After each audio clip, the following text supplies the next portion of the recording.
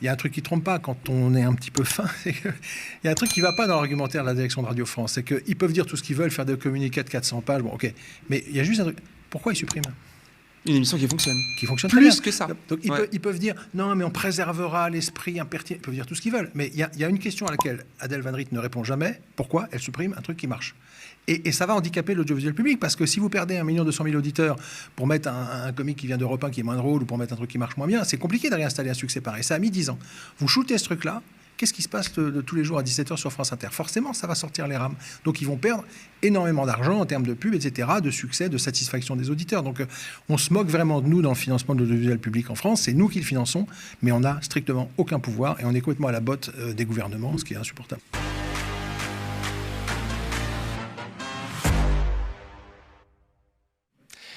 C'est officiel, c'est la fin de la célèbre quotidienne de Charline Vanhoenacker, diffusée sur France Inter depuis près de 10 ans. Et c'est elle qui anime, bien sûr, depuis près de 10 ans, je le dis, l'émission de la bande. C'est encore nous, aux côtés d'Alex Vizorek et Guillaume Meurice, les célèbres deux zigotos de France Inter, qui l'a confirmé elle-même mercredi 10 mai dernier dans C'est à vous. On regarde. Le Parisien croit savoir que cette 9e saison en quotidienne sur la première radio de France serait la dernière. Je cite, « Selon nos informations, Charline Vanhoenacker doit confirmer sa décision de mettre un terme à C'est encore nous, la quotidienne qu'elle présente depuis 2014. » Info ou intox ? Oh, j'ai oublié de donner ma décision. Attendez, je vais la donner là ? Oui. Ça n'est pas ma décision. Je vous confirme que la quotidienne s'arrête. C'est pas ma décision pour la simple raison que moi, je suis un peu de la vieille école. Et comme on est très haut dans les sondages et qu'on n'a jamais été aussi haut, et que je pense qu'on a commencé avec genre 350 000 auditeurs. Et là, on a 1 250 000 auditeurs. Donc je pense qu'on en a gagné 100 000 par an. Et on vient encore d'en gagner 100 000. Donc, moi, je suis un peu de la vieille école. Je me suis dit, avec des bons chiffres, voilà. Puis on a vraiment le même plaisir qu'au début. Ouais, voilà, exactement. Donc, ça ne me serait pas venu à l'idée de passer en hebdomadaire. Mais voilà, on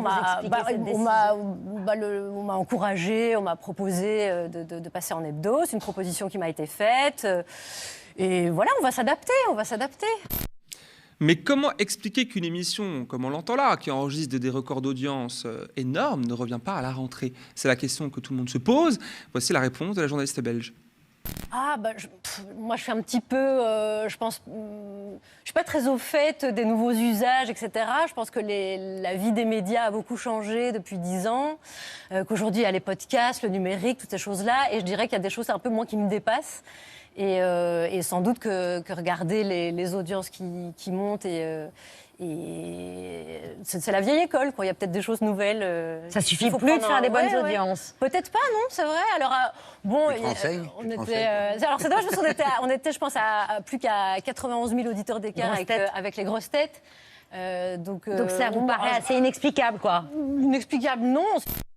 Très peu convaincante cette réponse, alors on est en droit de se demander si la décision de France Inter est politique. La directrice de l'antenne, Adèle Van Riet, fraîchement nommée l'an passé, s'en défend dans un communiqué, je cite, « En septembre prochain, l'émission de Charline Vanhoenacker et de sa bande, c'est encore nous, va se réinventer en version hebdomadaire. Je comprends vos questionnements et votre inquiétude, mais je tiens à vous assurer d'une chose, cette décision n'est pas politique, dit-elle, et la liberté d'expression ne sera jamais mise en danger sur notre antenne, sur cette antenne. Je dirais même plus, ceux qui se réjouissent de la fin de l'impertinence sur France Inter vont être bien déçus. » Eh bien, je ne sais pas pour vous, mais nous, aux médias, on est un peu pas très convaincus par cette réponse, pas plus que Jean-Baptiste Rivoire, qui a mené une enquête pour Off Investigation en 2 parties sur les coulisses d'une censure qui, de son point de vue, va affaiblir l'audiovisuel public. Interdit de rire de Macron, pour l'interrogation, France Inter torpille Vanhoenacker, c'est le titre de la première partie de cette enquête publiée sur Off Investigation, le média en ligne qu'il a fondé. Bonsoir Jean-Baptiste. Salut Jamil. Comment tu vas ? Ça va bien. Cette première enquête est en accès libre pour 24 heures. C'est l'info, c'est bien fait. Tout votre public, ils peuvent aller la lire tranquillement, la première enquête. Eh bien, je pense qu'on mettra le lien dans le chat et bien sûr en description de la vidéo juste après. Alors, pas étonnant, enfin on se dit ça, pas étonnant que tu sois l'auteur de cette enquête, toi-même, parce que tu en connais un rayon de la censure, puisque tu es toi-même venant de Canal, tu as subi Bolloré, je pense qu'on peut le dire comme ça, et qui a pris la tête de Canal, là où tu as travaillé pendant 20 longues années. Alors, pour revenir à l'extrait qu'on n'a pas vu, qu'on a entendu. D'ailleurs, je vous encourage à aller voir sur Twitter. Il a tourné, je pense que beaucoup de gens l'ont vu, où Charline Vanhoenacker annonce la fin de la quotidienne. On sent et on voit, si vous voyez les images, un gros malaise. Elle tente de justifier ce qui est difficilement justifiable. Tu vas nous en dire un peu plus. Cette décision, tout en laissant entendre qu'elle ne comprend pas. Anne-Elisabeth Lemoine tente de lui tirer les verres du nez, mais on la sent quand même bâillonnée. T'en dis quoi ? Elle est coincée parce que la direction de Radio France a bien fait les choses, comme la direction de Canal a toujours bien fait les choses. Ces gens font bien les choses. C'est-à-dire qu'en fait, quand ils veulent vous écarter pour des raisons politiques, parce que vous gênez tel ou tel intérêt, ils ne peuvent pas vous virer d'un coup. Pourquoi ? Parce que si tout d'un coup on te vire... C'est trop gros. Et tu n'as plus rien à perdre, eh ben, tu vas parler. Tu vas dire, je sais, j'ai été viré pour ça, voilà ce qui s'est passé, voilà la coulisse, etc. Donc c'est très dangereux pour une direction de médias. Donc ils font toujours un peu la même chose. Maintenant, ils ont compris. Ils t'enlèvent par exemple une quotidienne, puis ils te disent, je vais te laisser un petit os à ronger, un petit chocolat. Alors une hebdo le dimanche, bon, il y aura moins de monde à l'antenne, mais c'est un nouveau défi, Charline. Il va falloir se battre, hein, c'est enthousiasmant, Charline, n'est-ce pas ? Bon, qu'est-ce qu'elle peut dire ? Elle a une bande de chroniqueurs qui ont besoin d'être payés, qui ont des loyers, qui ont des gamins. Bon, on va lui laisser un os, bah, elle va prendre l'os. Qu'est-ce qu'elle va faire ? Elle va aller dans les médias indépendants. On a du mal à recruter ce type de profil, ça coûte cher. Bah oui. Donc je pense qu'elle aimerait bien venir, mais voilà. Donc forcément, elle va continuer à rester à France Inter tant qu'elle peut, et donc elle ne peut pas cracher dans la soupe. Et c'est l'objectif de la direction de ce genre de médias. Et d'ailleurs, c'est ce qu'elle fait parfaitement à l'antenne. Et d'ailleurs, la directrice de France Inter a dit dans son communiqué que Charline allait reprendre ce défi avec beaucoup d'enthousiasme, comme elle l'avait dit. Ils sont mis d'accord, l'élément de langage est le même dans leur bouche, des deux. Je pense qu'il y a un gros malaise, beaucoup d'hypocrisie dans cette histoire. D'ailleurs, un des signes qui ne trompe pas, c'est que l'affaire sort dans le Parisien, un quotidien de Bernard Arnault, il y a une quinzaine de jours, sous la forme, c'est quand même pas anodin. Charline Vanhoenacker devrait annoncer l'arrêt de son émission. Alors la fille, elle a un super succès, elle a plein de chroniqueurs, elle cartonne, elle passe de 350 000 à 1 200 000 auditeurs de France Inter en 10 ans, c'est vraiment un carton absolu. Elle talonne RTL, c'est-à-dire qu'ils sont en train de rattraper la principale radio privée, et elle dirait du jour au lendemain, bah, ouais, je me casse. Non, en fait, non. Que ça ait fuité de cette manière-là dans le Parisien, à mon avis, n'est pas anodin. C'est-à-dire que la fuite vient de la direction de Radio France, qui était embêtée que Charline ne valide pas l'option hebdo et qui met un coup de pression en disant dans le Parisien, dis donc, cocotte, on attend que tu valides. Et donc, elle se retrouve finalement sur cet avou et elle est très coincée, quoi. Donc, enfin, elle fait passer ses messages en même temps. Elle dit bien, c'est pas ma décision. Moi, je pense que quand il y a du succès, on devrait pouvoir continuer. Mais enfin, j'ai peut-être pas compris. Bon, elle fait l'idiote, tout le monde a compris. Bien sûr, nous, on l'a compris. C'est subtil, quoi. C'est subtil. Ça fait penser à 2017 avec Pierre-Emmanuel Barré. Ça s'est passé un peu pareil ou il y a une évolution entre les deux cas ? Bah, c'est un peu la même chose, notamment depuis la Macronie. C'est pas depuis uniquement Macron, mais par exemple, moi je me souviens aussi qu'à France Télévisions, avec Delphine Ernotte, il y avait des humoristes, Thomas Fédébé et Madénian, qui se moquaient un peu des politiques pendant la campagne de 2017. Ils ont sauté très brutalement. Ernotte, après leur avoir commandé une centaine de pastilles, les a virés brutalement parce que Macron avait exprimé le fait que ça le dérangeait. Et puis oui, Pierre-Emmanuel Barré, qui avait osé dire pendant la campagne de 2017 qu'il comprenait les abstentionnistes. Enfin, cracher sur les abstentionnistes en France, c'est comme une aberration. Ils sont 50% des Français. S'il y a 50% des gens qui refusent d'aller au vote aujourd'hui en France, c'est qu'il y a des raisons de colère profonde. Pierre-Emmanuel Barré avait osé le dire sur France Inter, terminé. Bon, son truc avait été censuré, je crois qu'il était parti. Et maintenant, c'est Vanhoenacker, qui était quand même pas non plus une révolutionnaire anarchiste totale. Hein. C'était quelqu'un qui était quand même bien dans le système. Elle n'avait pas avec le dos de la cuillère. Mais voilà, qui dérangeait, qui critiquait. Et je dirais, elle critiquait les macronistes, mais aussi la droite.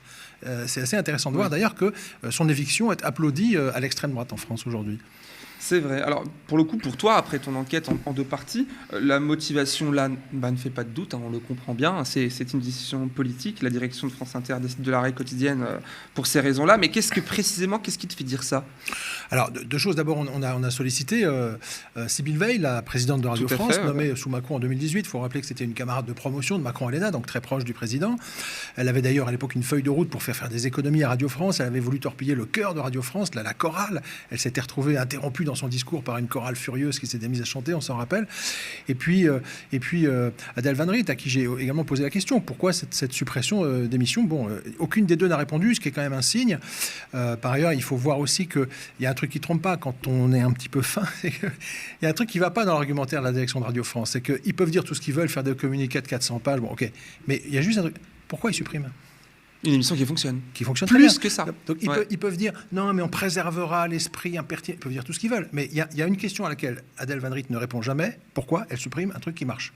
Et ça va handicaper l'audiovisuel public, parce que si vous perdez 1 200 000 auditeurs pour mettre un comique qui vient d'Europe 1 qui est moins drôle, ou pour mettre un truc qui marche moins bien, c'est compliqué de réinstaller un succès pareil. Ça a mis 10 ans. Vous shootez ce truc-là, qu'est-ce qui se passe de tous les jours à 17h sur France Inter? Forcément, ça va sortir les rames.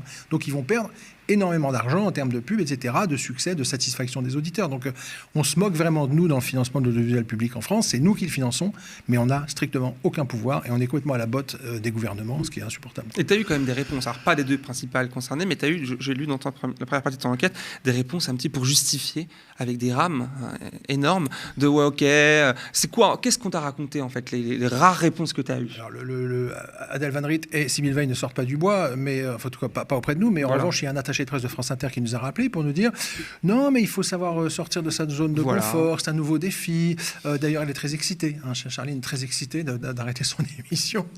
Bon, le type était jeune, donc les arguments de langage étaient moyennement convaincants. Enfin bon, on se fiche de nous, quoi, comme d'habitude. C'est évident que ce programme dérangeait. Moi, j'ai retrouvé quelques perles de la bande de Charline depuis quelques semaines. On est quand même dans une crise politique très forte, c'est évident qu'il dérangeait, quoi. Bien sûr. D'ailleurs, avant de passer à ces quelques perles, on a envie de les réentendre, de les revivre, parce qu'on les a vécues à ce moment-là. Charline, justement, on la voit, elle essaye de rester positive. Elle essaye d'être même enthousiaste, elle le dit, je suis enthousiaste. Ce sont ses mots. La quotidienne va donc se muer en hebdomadaire. Le week-end, ça sent la mise au placard, quand même. Oui, alors c'est aussi un truc, c'est que quand quelqu'un est dans une position de force dans un média, on commence par réduire son temps d'antenne. Je prends juste un exemple. Quand en 2015-2016, à Canal, Bolloré vient de prendre le pouvoir et que Maxime Saada est complètement coincé par le poids de l'actionnaire qui manifestement n'aime pas ni les guignols, ni l'investigation, etc., Maxime essaye de nous dire, alors en fait, ce qu'on va faire, vous avez une hebdo d'enquête de 52 minutes par semaine, 40 programmes par an, on va faire mieux, on va faire différent, on va faire un truc, on va moderniser. En fait, on va le faire une fois par mois. Mais mieux, ça sera bien. Voilà. Et quand la précédente direction avait annoncé à Paul Moreira en 2006 qu'on supprimait 90 minutes, qui était une excellente émission d'enquête de Canal, les mots de Rodolphe Velmer étaient, on va reformater. Je crois que Moreira lui a dit, tu veux dire supprimer? Voilà. Donc en fait, c'est des éléments de baratin, de langue de bois pour dire, en fait, ça emmerde, quoi. L'information dérange. Et désormais, en France, ce qui est quand même terrible, l'humour politique dérange. On le savait chez Bolloré avec les guignols, mais maintenant, ce qui restait d'humour politique, moi, à chaque fois, les gens me disaient, mais non, tu peux pas dire que l'humour politique est tué en France. Il y a quand même la bande à Charline Vanhoenacker. Bon, maintenant, il n'y a plus la bande à Charline Vanhoenacker tous les jours sur France Inter.